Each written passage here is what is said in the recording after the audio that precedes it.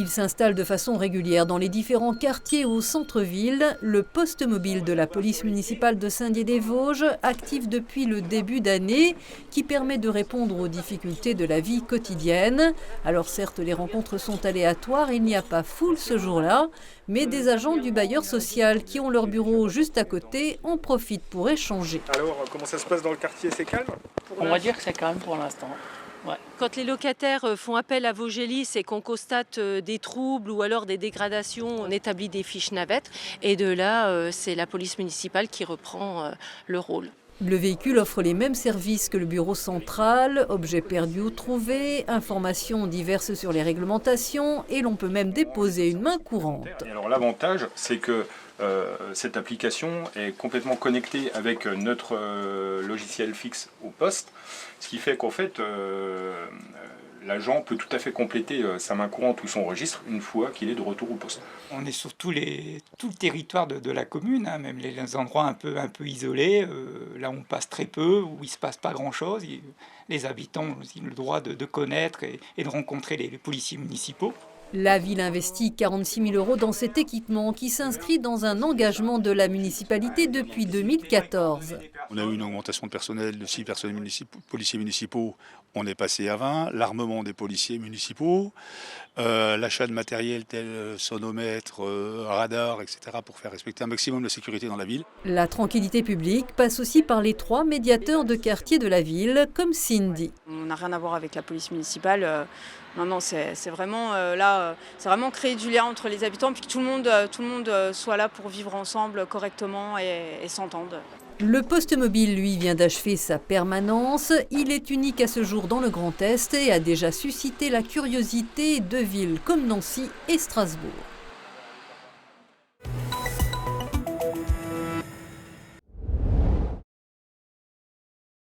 Donc effectivement, ils ont fait le tour des autres tunnels.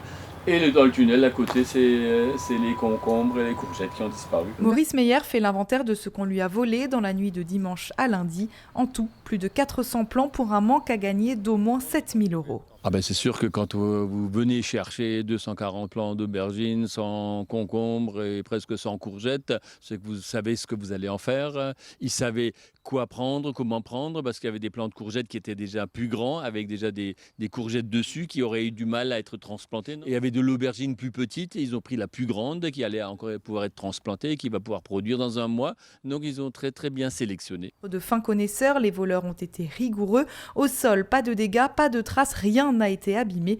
La différence est flagrante comparée à des vols plus courants de personnes non aguerries. C'est conséquent pour nous, alors que quelques plants qui disparaissent, ça arrive que dans les champs, il y a 3 plants de courgettes qui manquent. Alors, on ne sait pas s'ils sont morts, on ne sait pas s'il leur est arrivé autre chose, si un animal les a déterrés ou si quelqu'un est parti avec pour son jardin. Mais là, 500 plants qui manquent, c'est une autre histoire. Avec ce vol, la ferme Blaise a pris au moins 1 mois de retard sur ses plantations. Conséquence, il y aura beaucoup moins de légumes en vente aux particuliers et aussi une partie des petits pots de plants de la pépinière seront finalement replantés sous serre au lieu d'être vendus.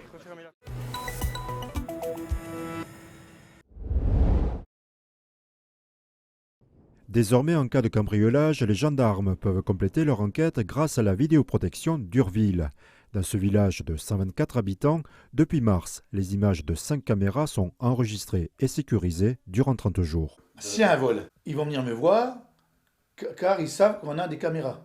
Et ils vont me dire que c'est de 2h et 5h du matin et on va chercher, voir si on voit des véhicules et relever les plaques. Je suis le seul à pouvoir accéder. La décision a été prise à l'unanimité par le conseil municipal fin 2021, une année durant laquelle le village a été confronté à des vols de champagne et son premier cas de dégradation de l'espace public. En 2020, avec la Covid, le vol de champagne, pratiquement zéro.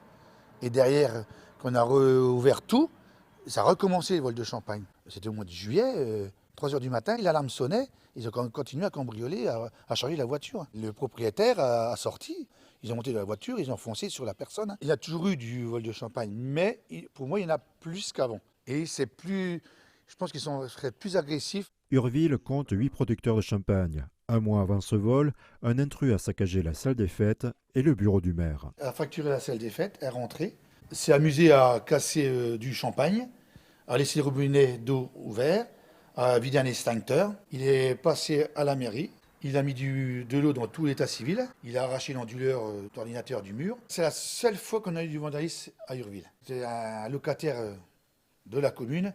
Et ça fait mal au cœur quand même de voir ça. Hormis l'accord préfectoral et l'implantation de la signalisation, le référent sûreté de la gendarmerie a délivré ses recommandations. Le coût de près de 27 000 € est subventionné à hauteur de 80% par la région et l'État. Sans subvention, c'est pas sûr qu'on aurait fait les travaux. On n'est pas une grande ville, donc c'est compliqué de faire des travaux sans subvention maintenant. Le maire d'Urville espère que d'autres communes du canton investiront dans ce type d'équipement. Pour la gendarmerie, je pense qu'ils arriveront à regrouper les images et à un moment donné, peut-être à choper ces gens-là. Parce que entre le vol de fioul, de champagne, vol dans les maisons, agression, dans nos villages, on commence à en avoir marre. Et avant, on n'avait pas ça. Il y a 10 ans en arrière, on n'avait pas ça. Le maire espère surtout que la vidéoprotection aura un effet dissuasif, quitte à installer d'autres caméras si nécessaire.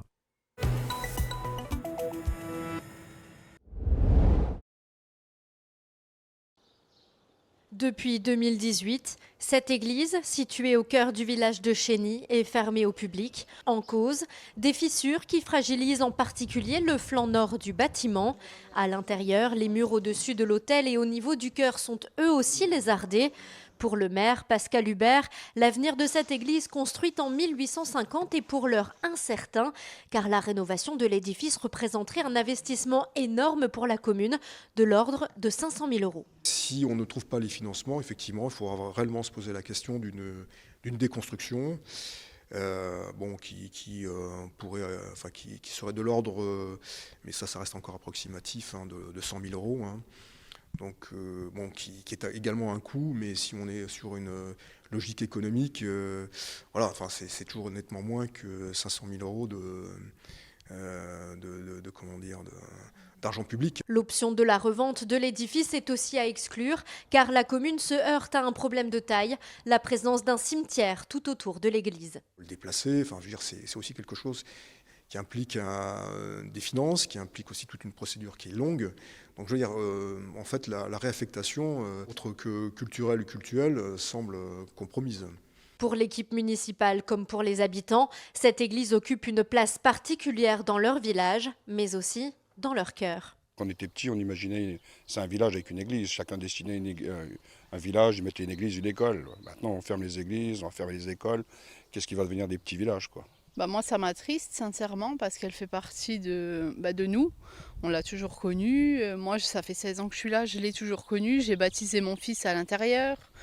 Donc, moi, personnellement, j'ai pas envie qu'elle soit détruite. Je crois que je me suis fait une raison. Il faut, de toute façon.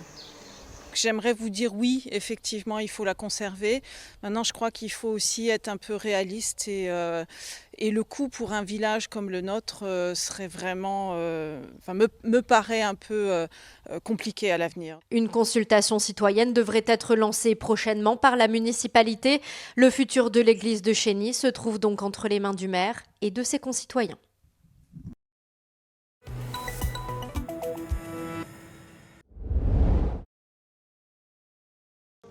À vol d'oiseau, 250 km au loin se devine par beau temps depuis le Honeck, le Mont Blanc. C'est l'horizon que vise Stéphane Brognard. D'ici une quinzaine de jours, cet amateur de défis devrait atteindre le point culminant des Alpes. Pour réfléchir au parcours, ça a été assez rapide. Tu prends une carte, une application, tu trouves le Honeck, tu trouves le Mont Blanc, tu tires un trait tout droit. Un parcours azimut brutal. Pour corser l'aventure, Stéphane Brognard part à pied à travers les forêts, les massifs montagneux, les lacs. Il compte dévier le moins possible de sa trajectoire, moins de 400 mètres, embarquant dans son sac un bateau, de quoi bivouaquer et se nourrir. Il avait annoncé combien, 24,8 kg ? Ça fait 12 kilos le sac. Allez, 11 kilos.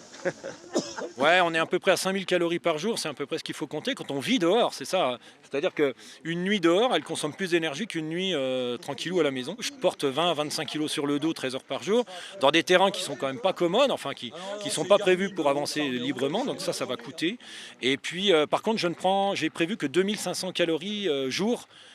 Donc forcément, il y a une grosse dette énergétique. Donc je fais confiance à la Providence. Bye bye, merci. À l'heure du départ, en haut du sommet vosgien, à 1363 mètres d'altitude, ce lundi matin, des fans sont venus pleins d'admiration. C'est le courage, c'est la ténacité, c'est aller au-delà des possibilités. C'est un défi, c'est dingue. Au début, quand il en a parlé, moi j'y croyais pas. Hein. Donc on a vu comment il a monté ça, l'entraînement qu'il a fait tout cet hiver pour réaliser, pour être en forme aujourd'hui. Ça doit être assez dur quand même, parce que quand on se rend compte le dénivelé qu'il y a rien qu'au départ là, pour partir, remonter avec 25 kilos, nous quand on a 10 kilos sur le dos, bon ben ça va, mais quand il y a 25, c'est autrement plus dur. Hein.